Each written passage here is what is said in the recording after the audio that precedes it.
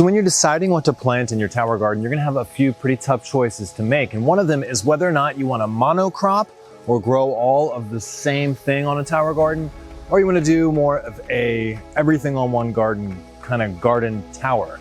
So in this video, I'm gonna lay out the advantages of both as well as the disadvantages for both, so you can move forward with the confidence that you're gonna need when it comes to monocropping your tower garden or doing a garden tower. So let's take a look at the garden tower first.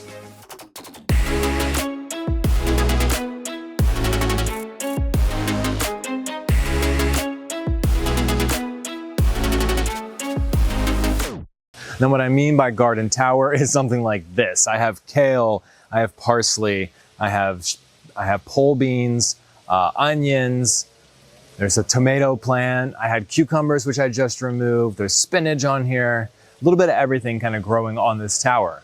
And these are more popular for if people only have one or just a couple tower gardens. They'll generally try to grow everything that they can on just the one or two tower gardens they have. And there's nothing wrong with doing a full garden style tower garden. And I always actually like to have one going at any given time. Even though I have several tower gardens, I still like to always have that one garden tower because it's just fun. Albeit it is definitely a lot more work. So let me get into some of the cons with doing the garden tower where you're doing a ton of different stuff on one tower garden. The first and the biggest con with this is nutrient management. My onions and my parsley and leafy greens, they actually require a completely different set of nutrients than my fruiting plants like my tomatoes and my beans and my cucumbers do. Therefore, whenever I feed my tower garden nutrients, I have to be careful to make sure that I'm giving kind of an even blend of all the nutrients rather than just focusing on what the tomatoes need. I also have to think about what the spinach and what the kale and what the parsley is going to need as well.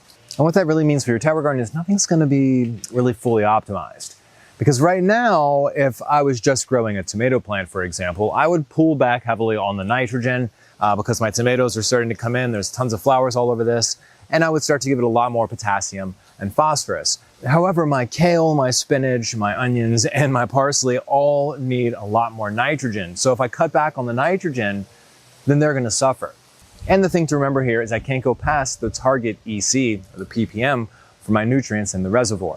So if, let's say, I can't go past 2.1 for my EC, and I have all of the potassium and all of the phosphorus and all of my micronutrients and my calcium, magnesium that my tomato plant's gonna need, but then I need to add the nitrogen for my leafy greens, that's gonna take my EC way overboard. And likely what's gonna happen is my leafy greens are gonna end up tasting really weird and over chlorophylled and watery and just kind of funky. The other issue you might run into if you didn't prepare for it extremely well, which is kind of hard to do if you're a beginner just stepping into this, is space. So if we take a look at this monstrous garden tower, which I actually just defoliated a ton. I removed an entire vine on the bottom, so this is actually much smaller than it used to be. I've also had to move the plant out substantially from the tower garden in order to get enough airflow. Because when all those plants were growing up on the garden, there just wasn't enough airflow and circulation around. Some of the larger plants started suffocating the smaller plants and I couldn't even get to the parsley. So a lot more planning and a lot more consideration needs to be taken whenever you're doing a garden tower, which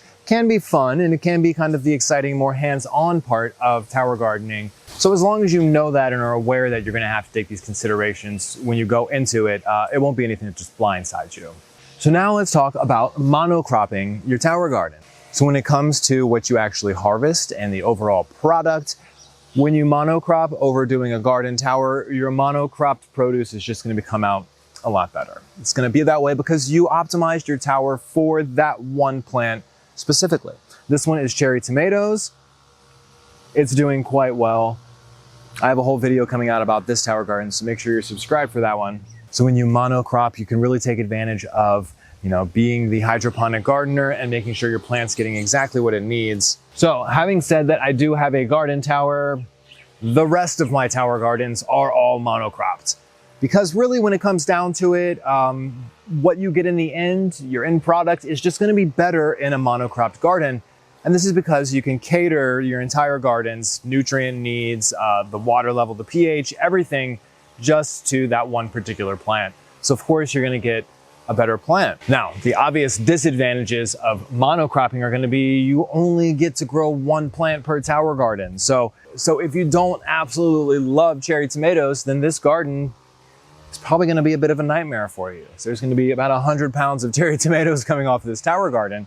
Luckily, I love cherry tomatoes, and I know all of my neighbors do too. So I'll be sharing plenty of tomatoes with my friends and family here. But if you grow, for example, a kale tower garden, or this is my basil tower garden where I have a bunch of different types of basil, this is eventually going to be completely filled out where we're not going to see any of the white garden itself, which means I'm going to have an awful lot of basil, which means you better like pesto, you better like pho, or perhaps you want to go into business and sell what you're growing, which in that case, you're definitely going to want to be monocropping your products. Once you step more into more professional or advanced tower gardening, you're going to realize the benefits of monocropping far outweigh any of the negatives of monocropping your gardens, and you're probably going to start wanting to pick up more and more tower gardens. If you are interested or in the market for tower gardens and you pick up one from the link I have below in the description for this video, then I'm going to send you Mastering Your Tower Garden, my full education on mastering your tower garden, for totally free. It's a promo I've been running for a little while now, and I just really love setting people up on the right foot when they're making such a big investment like a tower garden. So I really hope this has been helpful to you. And until the next video, let's grow together. Monster cute. Which one did you find, Luke? Show me yours. I found this one. Let me see, Luca. And that one. Wow. And I found that one. All right, bud. I found this one. Wow. Whoa, another one. Can you show the camera? That's a monster. He got it. Nice score. Can you hold those two up? Show me how big they are.